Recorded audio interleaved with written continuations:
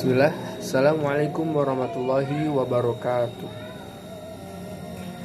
Innal hamdalillah nahmaduhu wa nasta'inuhu wa nastaghfiruh wa na'udzu billahi min shururi anfusina wa min sayyiati a'malina may yahdihillahu fala mudhillalah wa may yudlil fala hadiyalah. Asyhadu an la ilaha illallah wa asyhadu anna Muhammadan abduhu wa rasuluh. Amma ba'd. Oke, saya Muhammad Alfian Fatur Rahman dari Universitas Muhammadiyah Tasikmalaya, Fakultas Teknik Pertambangan, akan menjelaskan sedikit tentang akhlak, yang mana penjelasan ini saya buat sebagai salah satu tugas dari mata kuliah Al-Islam Kemuhammadiyahan. Baik, kita ketahui bahwasanya manusia diciptakan oleh Allah dengan dibekali akhlak, yang mana dalam bahasa Arab akhlak berasal dari kata khuluq yang berarti tingkah laku, tabiat atau perangai. Dari definisi singkat ini kita bisa ambil definisi secara istilah, yang mana berartikan sifat seseorang yang melekat dalam dirinya yang kemudian dapat terlihat dari perilaku orang tersebut. Nah, akhlak ini pun dalam Islam adalah salah satu perbuatan yang mudah dilakukan tanpa adanya pertimbangan atau pemikiran lagi. Kata akhlak telah disebutkan dalam Al-Quran, surat Shad ayat 46, yang artinya Sesungguhnya kami telah mensucikan mereka dengan menganugerahkan kepada mereka akhlak yang tinggi, yaitu selalu mengingatkan manusia akan kehidupan akhirat. Nah, selanjutnya kita akan menjelaskan perbedaan dan kesamaan antara akhlak, etika, dan moral. Kita membahas tentang perbedaan dan persamaan antara akhlak, etika, dan moral. Pertama itu etika, yang mana secara bahasa etika berasal dari kata atau bahasa Yunani yang berarti ethos, berartikan kebiasaan atau sifat ataupun watak. Adapun etikos berartikan susila, keadaan atau kelakuan dan perbuatan yang baik. Etika secara bahasa adalah sesuatu di mana dan bagaimana cabang utama filsafat yang mempelajari nilai atau moral atau kualitas yang menjadi studi mengenai standar dari dan penilaian moral. Nah, etika mencakup analisis dan penerapan konsep seperti benar, salah, baik, buruk, dan tanggung jawab. Etika dalam Islam mempunyai konsep yang mendasar. Yang pertama yaitu tujuan hidup setiap muslim ialah mengharamkan makanan dan minuman yang dilarang oleh agama. Yang kedua, keyakinan terhadap kebenaran wahyu Allah dan sunnah membawa konsekuensi logis sebagai standar dan pedoman utama bagi setiap muslim. Yang ketiga, yang terakhir yaitu Islam mendidik berbuat baik dan mencegah segala kemungkaran yang bertentangan dengan ajaran Islam, berasaskan Al-Quran dan hadis Nabi Muhammad SAW, diinterpretasikan oleh para ulama sebagai jihad.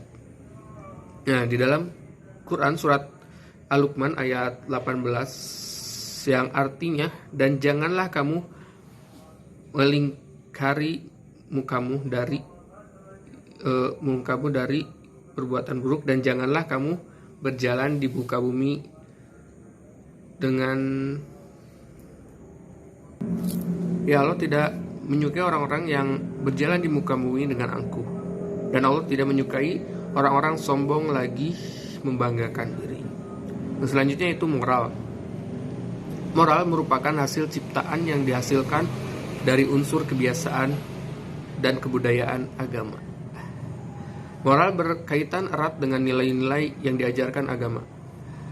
Pengertian moral sendiri adalah ajaran mengenai baik buruknya suatu perbuatan maupun perilaku, serta berkaitan erat dengan akhlak. Sekarang kita membahas mengenai perbedaan akhlak, etika, dan moral. Yang mana kita bisa tinjau dari beberapa aspek. Yang pertama itu sumber dan ukuran dari baik buruknya sebuah perbuatan. Yang kedua yaitu dari sifatnya. Yang ketiga dari konsekuensinya. Yang pertama dari sumber yang menjadi ukuran baik buruknya suatu akhlak, etika, dan moral. Bagi akhlak itu bersumber dari Al-Quran dan Sunnah Nabi Muhammad SAW. Adapun etika itu berasal atau bersumber dari akal pemikiran seseorang atau akal pemikiran manusia. Moral bersumber dari adat istiadat di sebuah daerah tertentu. Yang kedua yaitu aspek sifat, yang mana akhlak bersifat tetap dan berlaku selama-lamanya. Adapun etika bersifat sementara, dan moral bersifat sementara dan hanya berlaku di daerah tertentu saja. Yang terakhir yaitu konsekuensi dari etika, akhlak, etika, dan moral. Akhlak konsekuensinya itu mutlak yang telah ditetapkan dalam Al-Quran dan Sunnah Nabi Muhammad SAW. Etika konsekuensinya relatif sesuai dengan yang ditentukan, dan moral itu konsekuensinya juga relatif juga, jadi sesuai di daerah tersebut. Berikutnya kita membahas tentang persamaan akhlak, etika, dan moral. Yang pertama, persamaannya yaitu mengacu kepada ajaran atau gambaran tentang perbuatan, tingkah laku, dan sifat perangai yang baik. Yang kedua yaitu merupakan prinsip atau aturan hidup manusia untuk menakar atau mengukur martabat dan harkat seseorang. Yang ketiga yaitu seorang atau sekelompok orang tidak semata-mata merupakan faktor keturunan yang bersifat tetap, statis, dan konstan, tetapi merupakan potensi positif yang dimiliki setiap manusia yang bisa dikembangkan. Berikutnya kita akan membahas mengenai tentang sumber akhlak dalam Islam. Oke, yang selanjutnya kita membahas mengenai sumber akhlak dalam Islam. Yaitu tentu ada dua sumber yang mutlak, yaitu Al-Quran dan hadis Nabi Muhammad SAW. Yang mana dalam Al-Quran telah disebutkan dalam Quran surat Al-Isra ayat 9, yang artinya, sesungguhnya Al-Quran ini memberikan petunjuk kepada jalan Allah yang lebih lurus dan memberi kabar gembira kepada orang-orang mukmin yang mengerjakan amal soleh, bahwa bagi mereka ada pahala yang besar. Ada dalam surat An-Nahl ayat 90 yang artinya, sesungguhnya Allah menyuruh manusia untuk berlaku adil dan berbuat kebajikan, memberi kepada kaum kerabat, dan Allah melarang dari perbuatan keji, kemungkaran, dan permusuhan. Allah memberi pengajaran kepadamu yaitu Nabi Muhammad agar kamu dapat mengambil pelajaran. Yang kedua yaitu hadis Nabi Muhammad SAW. Yang ini hadis ini sumber dari ajaran syariat. Hadis adalah segala ucapan, perbuatan, dan ketetapan Rasulullah SAW. Yang mana tentang akhlak ini Nabi Muhammad SAW bersabda, sesungguhnya saya diutus untuk menyempurnakan akhlak yang baik. Nah, akhlak ini sebagai modal bagi keberhasilan hidup seseorang.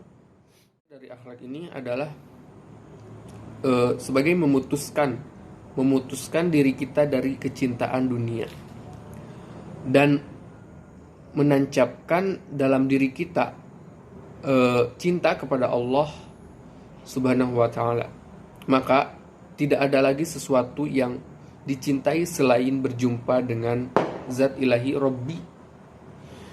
dan tidak menggunakan semua hartanya kecuali karena Allah. Nah, kebahagiaan seseorang manusia bisa diyakini atau mampu diwujudkan dalam keutamaan hidup. Jalan keutamaan itu sendiri perlu dilatih dan diterangi dengan prinsip akhlak di mana terjadi perpaduan anugerah Tuhan dan rasionalitas manusia untuk terarah pada kebaikan. Itu kebaikan moral ataupun etika dan lainnya. Dan bahkan dalam daya jiwa difokuskan suatu perbuatan meski diorientasikan pada tindakan yang mengarah pada keadilan dan memandang kebebasan mutlak setiap individu. Nah, adapun kesuksesan hakiki akan dapat diraih jika kita mengikuti konsep 7B. Ini konsep dasar, yaitu 7B. Yang pertama, B pertama itu beribadah dengan benar hanya kepada Allah Subhanahu wa taala dengan ajaran Nabi Muhammad SAW serta ikhlas. Yang kedua yaitu bertakwa dengan baik. Yang mana dengan kita beribadah dengan baik, dengan benar, maka akan memunculkan takwa yang baik dan perlu kita latih ketakwaan ini. Yang ketiga yaitu belajar tiada henti. Yang mana belajar juga sering disebutkan adalah jalan termudah untuk menuju surganya. Dan belajar pun disebutkan sebagai jihad. Yang keempat yaitu bekerja keras dengan ikhlas. Jadi apapun aktivitas kita, apapun pekerjaan kita, maka kita harus mengikhlaskan, menyerahkan semuanya hanya kepada Allah dan agar bisa bernilai ibadah di sisi Allah. Yang kelima yaitu berusaha dalam hidup. Jadi kita dalam hidup pun harus berusaha, jangan hanya mengikhlaskan atau menyerahkan semuanya kepada Allah. Jadi kita berusaha tetap harus dan tawakal, menyerahkan semuanya kepada Allah. Yang keenam yaitu bantu sesama. Jadi kita sebagai makhluk sosial mesti kita membutuhkan peran orang lain di sekitar kita. Maka dari diri kita harus membantu sesama manusia, terutama sesama muslim.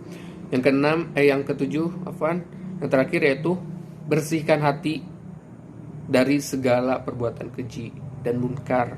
Itu harus dibersihkan selalu, karena hati itu suatu organ yang sangat riskan.